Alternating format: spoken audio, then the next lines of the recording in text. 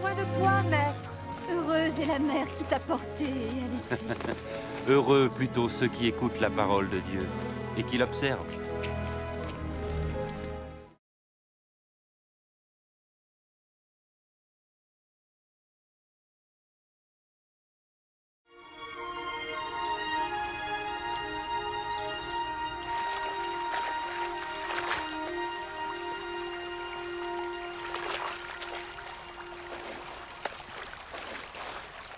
Apprends-nous à prier, comme Jean l'a appris à ses disciples.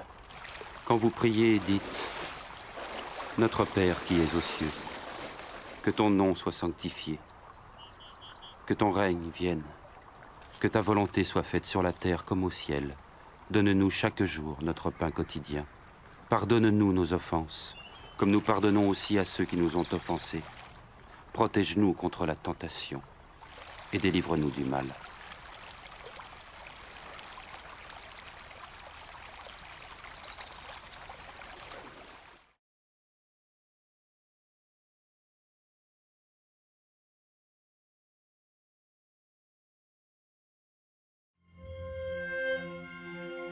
Dans les Saintes Écritures, Dieu déclare que le Messie viendrait pour être le sauveur du monde. La vie de Jésus prouve qu'il est bien celui dont les prophètes avaient parlé. Ésaïe a prophétisé que la Vierge deviendrait enceinte et qu'elle enfanterait un fils. Des siècles plus tard, la naissance de Jésus accomplissait cette prophétie.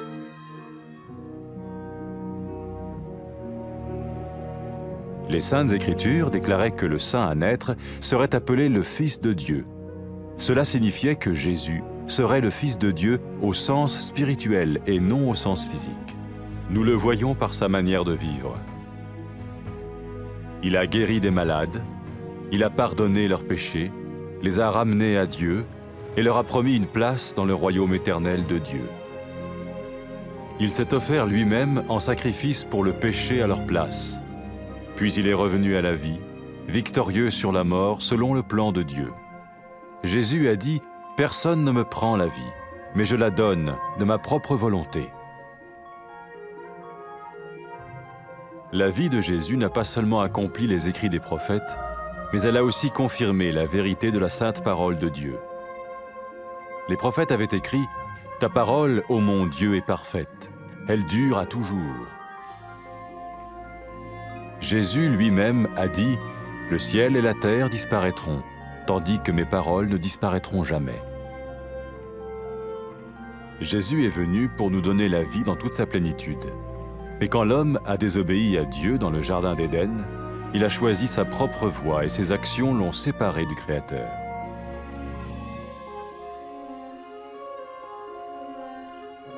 Les Saintes Écritures déclarent que tous sont péchés et que le salaire que paye le péché, c'est la mort. Il s'agit de la mort spirituelle, éternelle séparation d'avec Dieu. Mais tout comme Dieu a donné un bélier pour qu'il meure à la place du fils d'Abraham, ainsi il a envoyé Jésus, le Messie, mourir à notre place. Sa vie, sa mort et sa résurrection restaurent la relation entre Dieu et tous ceux qui mettent leur confiance en lui. Maintenant, non seulement Jésus pardonne les péchés de ceux qui le suivent, mais il les sauve aussi du jugement éternel de Dieu. Ils sont sûrs d'aller au paradis et de vivre avec lui pour toujours. C'est cette vie et cette liberté de la culpabilité et du pouvoir du péché que Jésus offre à chacun aujourd'hui. Cela ne veut pas dire suivre une religion, mais choisir d'avoir foi en Jésus qui dit « Je me tiens à la porte et je frappe. Si quelqu'un entend ma voix et ouvre la porte, j'entrerai chez lui. » Cela veut dire se tourner vers Dieu et croire que Jésus vient dans nos vies pardonner nos péchés et nous rendre tels qu'il veut que nous soyons. Il ne suffit pas d'approuver intellectuellement ce qu'il dit, ni de vivre une expérience émotionnelle. Nous le recevons par grâce, au moyen de la foi, par un acte de notre volonté. Lorsque quelqu'un est prêt à suivre Jésus le Messie, il peut lui parler par une simple prière. Peut-être êtes-vous prêt maintenant à ouvrir votre vie à Dieu. Si oui, vous pouvez vous joindre à la prière suivante, silencieusement. dans votre cœur.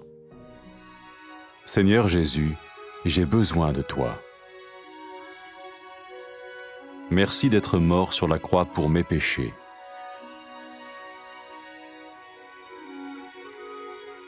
Je confesse mes péchés et je m'en repens.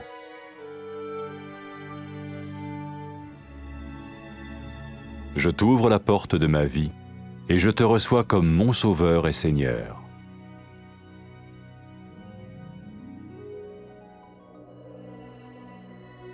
Merci de me pardonner mes péchés et de me donner la vie éternelle.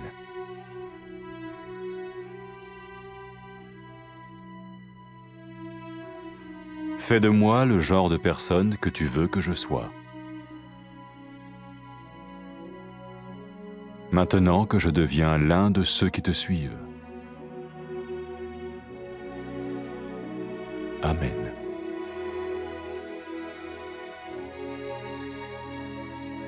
Jésus a dit à propos de ses disciples, « Mes brebis écoutent ma voix, je les connais et elles me suivent. » Pour expérimenter la vie en abondance promise par Jésus, ceux qui le suivent parlent à Dieu chaque jour dans la prière et lisent ou écoutent sa parole. Ils parlent de lui à d'autres personnes et rencontrent régulièrement ceux qui l'aiment et le suivent. N'oubliez pas sa merveilleuse promesse.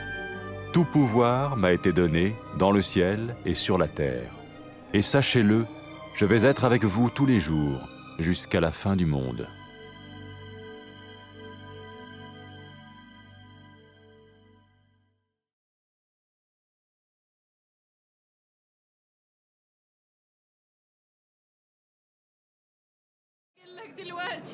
يا بخت الأم اللي جابتك واعتنت بيك. قولي يا بخت اللي بيسمعوا كلام الله وبيعملوا بيه.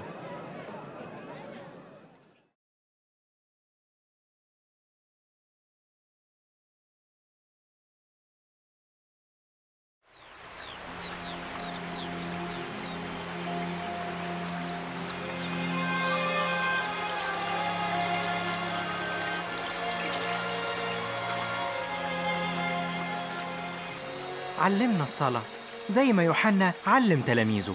لما تصلوا قولوا: أبانا الذي في السماوات، ليتقدس اسمك، ليأتي ملكوتك، لتكن مشيئتك كما في السماء كذلك على الأرض. خبزنا كفافنا أعطينا اليوم، واغفر لنا ذنوبنا كما نغفر نحن أيضا للمذنبين إلينا، ولا تدخلنا في تجربة لكن نجينا من الشرير.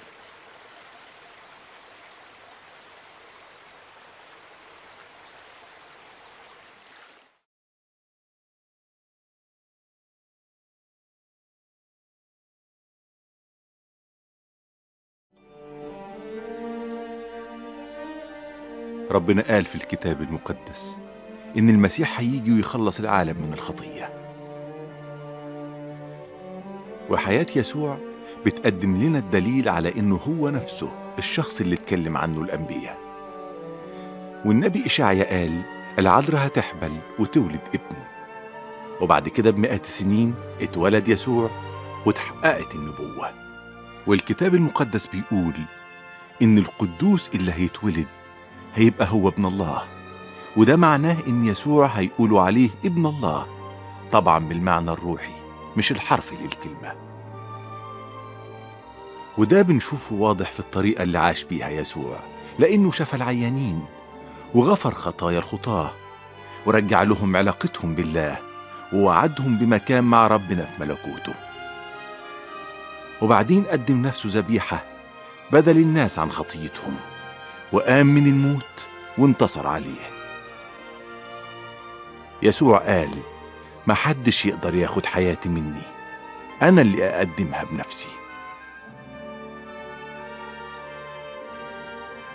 وحياة يسوع مش بس تحقق فيها كلام الأنبياء، لكن أكدت كلام الله نفسه.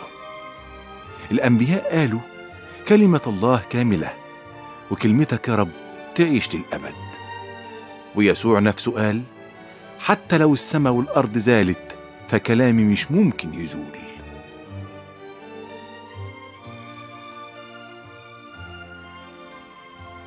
وجه يسوع عشان يدينا حياة سعيدة غنية. بس لما الناس عصوا الله اختاروا إنهم يمشوا في طريقهم، وأعمالهم دي فصلتهم وبعدتهم عن الله اللي خلقهم. والكتاب المقدس بيقول الناس كلهم عملوا الخطية، وبيقول كمان أجرة الخطية موت، وده معناه موت روحي، يعني انفصال عن الله للأبد. وزي ما ربنا بعت خروف ياخد مكان ابن أبونا إبراهيم ويموت بداله، بعت يسوع المسيح يموت بدلنا. وحياة المسيح وموته وقيامته رجعوا العلاقة بين الله والناس اللي آمنوا بيه واتكلوا عليه. ولحد دلوقتي اللي بيتبعوا يسوع مش بس بتتغفر خطيتهم، لكن كمان بيتخلصوا من عقاب الخطية، وربنا بيضمن لهم السماء والحياة معاه للأبد.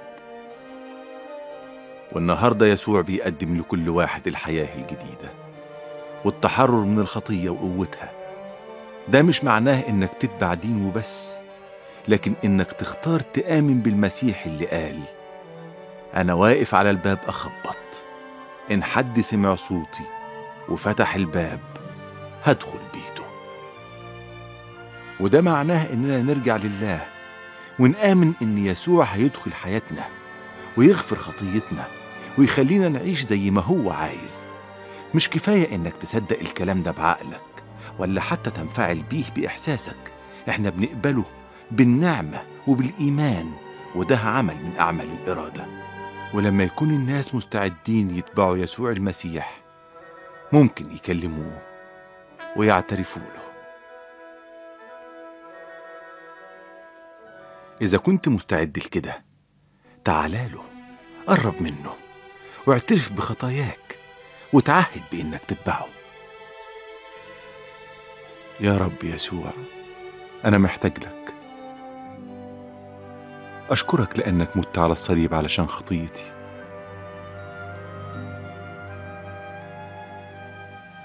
أنا بعترف وأتوب يا رب عن خطيتي.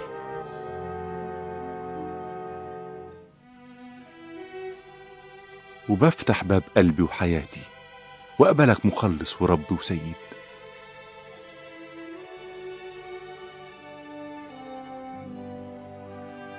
أشكرك لأنك غفرت خطيتي واديتني حياة أبدية.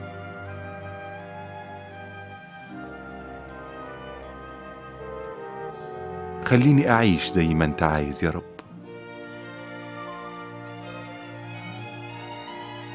لأني هتبعك وامشي معاك.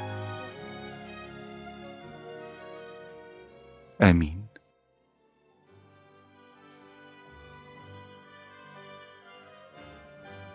يسوع قال عن المؤمنين بيه خرافي تعرف صوتي وأنا أعرفها وهم بيمشوا ورايا ويتبعوني. وعشان تعيش الحياة السعيدة الغنية اللي بيوعدنا بيها الرب يسوع لازم تكلم ربنا كل يوم بالصلاة، وتقرأ أو تسمع كلمة ربنا، وكمان تكلم غيرك عنه، وتتقابل دايما في اجتماعات مع الناس اللي بيحبوا يسوع وبيمشوا وراه ويعيشوا معاه. وما تنساش أبدا وعد يسوع العظيم: كل السلطان اللي في السماء وعلى الأرض عندي، وأنا هكون دايما معاكم لغاية نهاية الزمن.